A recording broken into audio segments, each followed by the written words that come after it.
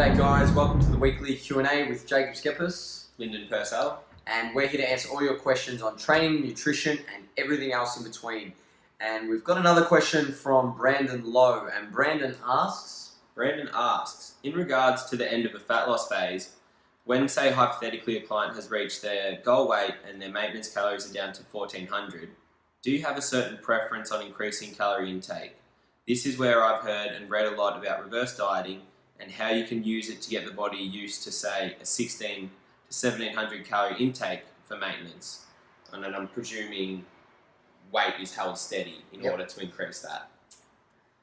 Let's first discuss what reverse dieting is. I think we need to give a definition of what that is. So reverse dieting has been loosely defined as the stepwise increase in calories to find new maintenance, or to increase body weight at a slow rate without excessive fat gain, lean gain, so to speak. And it's a common approach that's used after a dieting phase so that people don't just gain back everything that they've put on. Now, to answer Brandon's question, he asks if there's a certain way we should increase calories to get to new maintenance. Now, there's obviously two ways we can go about that. We can go stepwise, which is reverse dieting, or we can just increase straight to maintenance.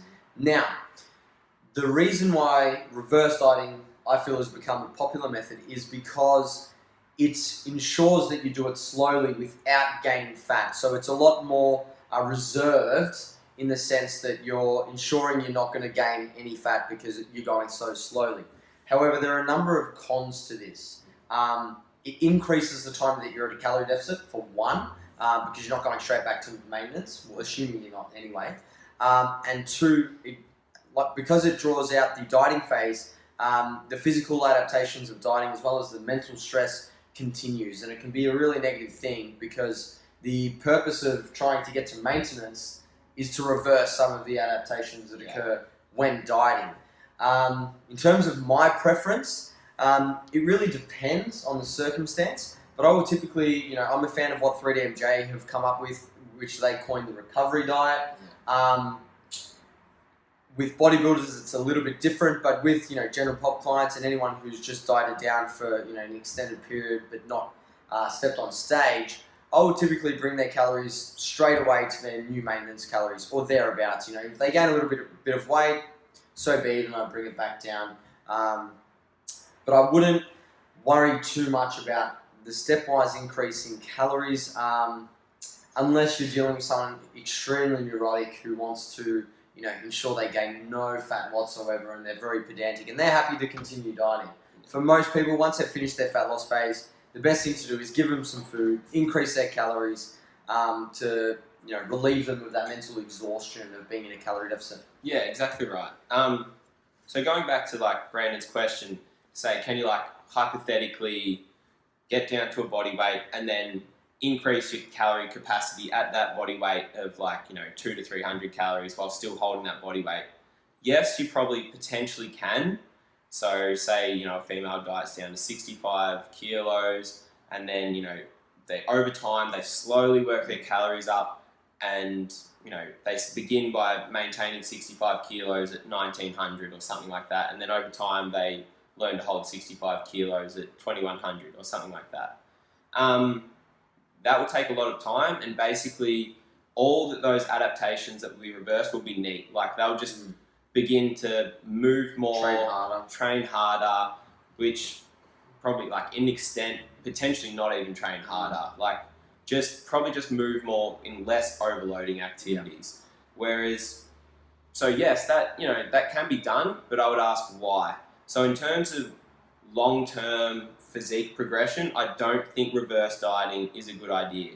It's kind of wasted time. If you diet someone down, you either probably maintain if you're going to go back into a, deficit. Probably the only time it would be applicable is, and the reason why it was invented, was for bodybuilders. In between shows, exactly right. If you're doing, shows, 3 months apart sort of thing. That's not, you can't fit a whole another bulking and cutting phase. And it's too risky to go straight to maintenance because, you know, every little bit of fat counts. Yeah, exactly right. So just slowly walking calories up in that stage of, you know, someone's, you know, career or whatever might be important before, like, again, cutting them down. But yeah, in Context regards is to extremely important as well. exactly right. Like if you're looking for overall the best physique development you can have over the span of your entire life, I wouldn't waste time trying to improve metabolic capacity, because metabolic capacity will be improved just by going straight back into surplus. Like if you've dieted down, use that time to I've dieted down, now it's time to gain some muscle. Like don't get too caught up in being able to eat another 100 calories then You'll be able to maintain weight. Muscle. Yeah, exactly right. So context is important, and reverse dieting is not really all it's cracked up to be. It's probably just a case of being used in between shows for bodybuilders, and that's probably about it. Yeah, and I agree with that. So Brandon, we hope we answered your question, mate. If you have any further questions, guys, feel free to comment below, and we'll get to you next week. We'll speak to you then. That's pretty good. Yeah. Done.